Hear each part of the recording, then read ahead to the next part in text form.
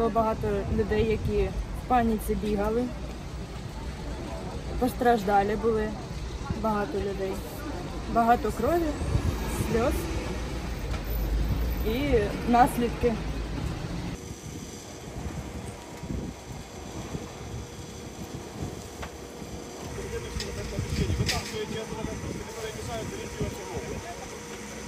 Водій стояв на зупинці, воно прилетіло, і потім маршрутка від'їхала сюди і вже тут допомагали людям.